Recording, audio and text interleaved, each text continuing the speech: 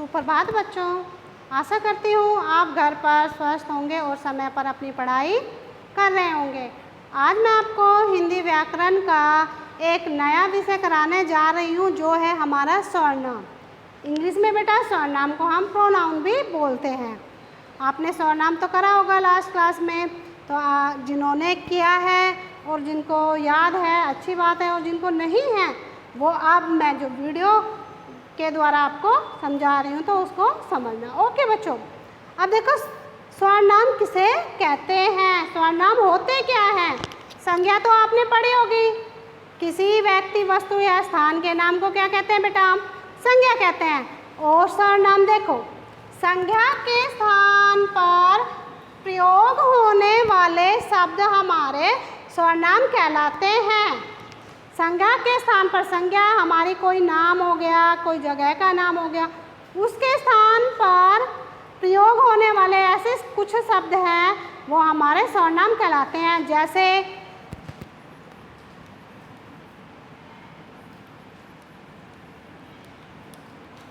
वह, तुम, उसका,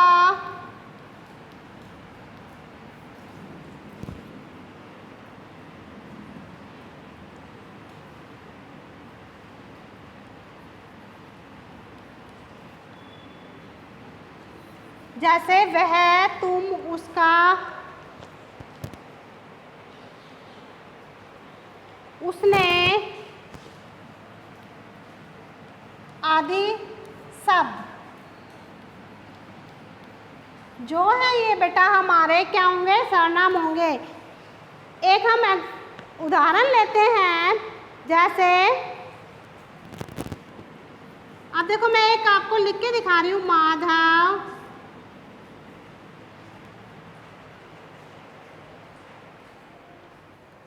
माधव एक लड़का है, ठीक है, वह चौथी कक्षा में पढ़ता है,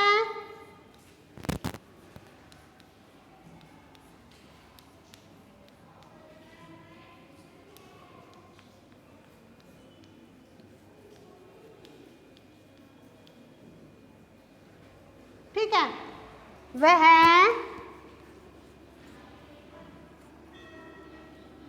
10 साल का है,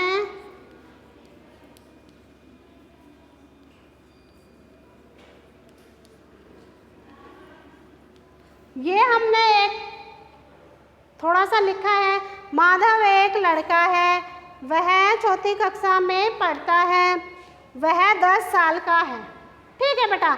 अब देखो जो माधव है वो हमारा क्या है, नाम है, तो ये हमारी क्या है बेटा, संज्ञा है। ये तो हमें पता चल गया माधव जो है वो एक संज्ञा है।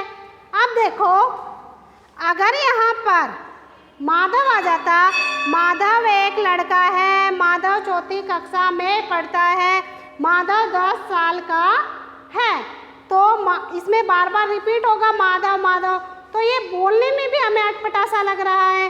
तो आप देखो माधव एक लड़का है, वह चौथी कक्षा में पढ़ता है, वह 10 साल का है, तो इसमें जो वह वर्ड आ रहा है, शब्द आ रहा है, तो ये हमारा क्या है, वह हमारा सर्वनाम है, सर्वनाम वाले शब्द है। तो ये बोलने में हमें अटपटे भी नहीं लग रहे और ढंग से बोले भी जा रहे हैं, और हमें सुनने में भी अच्छा लग रहा है कि माधव एक लड़का है, वह चौथी कक्षा में पढ़ता है, वह 10 साल का है। अगर इसमें बार बार माधव नाम आता तो ये हमें अटपटा लगता, सुनने में भी हमें अच्छा नहीं लग रहा। तो बेटा जो हमारी भाषा होती है उसको सही भाषा जो हमारी होती है उसको रुचिकर बनाने में, इंटरेस्ट बनाने में हम संज्ञा के स्थान पर सर्वनाम शब्दों का प्रयोग करते हैं, तो वो हमारे सर्वनाम कहलाते हैं। जैसे वह, यह, मैं, तुम।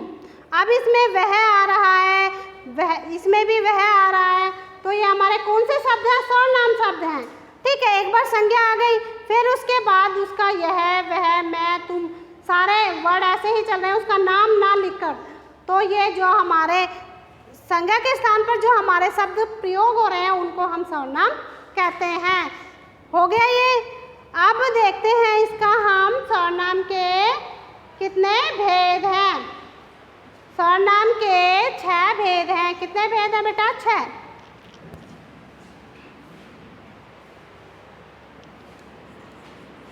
सर्वनाम के भेद कितने भेद हैं? 6 भेद हैं।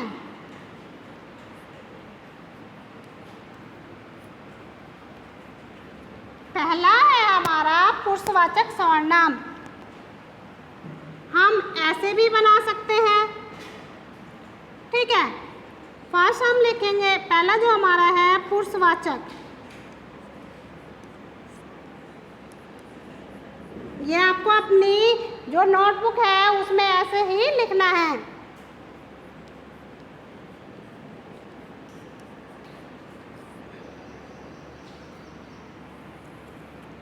दूसरा है हमारा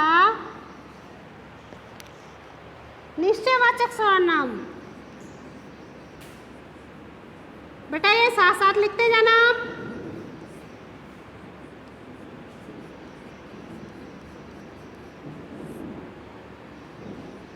तीसरा है हमारा अनिश्चयवाचक। अनिश्चयवाचक।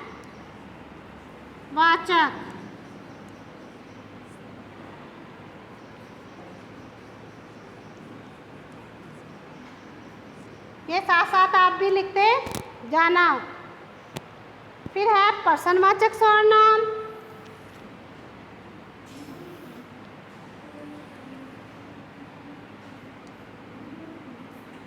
प्रश्नवाचक।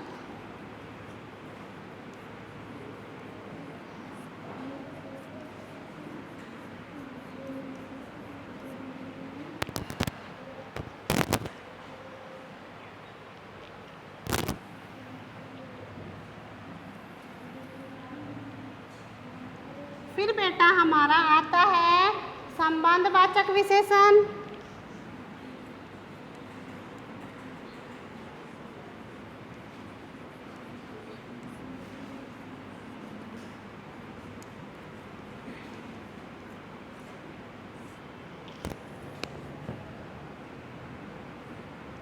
फिर है बेटा निजवाचक।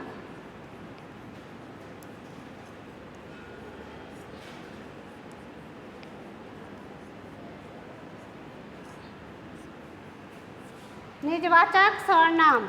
तो ये बेटा हमारे सर्वनाम के भेद हो गए। पुरुषवाचक सर्वनाम, निश्चयवाचक सर्वनाम, अनिश्चयवाचक सर्वनाम और प्रश्नवाचक सर्वनाम, संबंधवाचक सर्वनाम और निजवाचक। फर्स्ट हमारा पुरुषवाचक है, दूसरा हमारा निश्चयवाचक, तीसरा अनिश्चय, चौथा हमारा प्रश्नवाचक, पांचवा हमारा संबंधवाचक और छठवां हमारा निजवाचक सर्वनाम। तो प्यारे बच्चों, आज मैंने आपको सर्वनाम का जो विषय था वो कराया है। फिर भी कोई समझ में ना आए तो आप मुझे कॉल कर पूछ सकते हैं। ओके बच्चों, bye, have a nice day.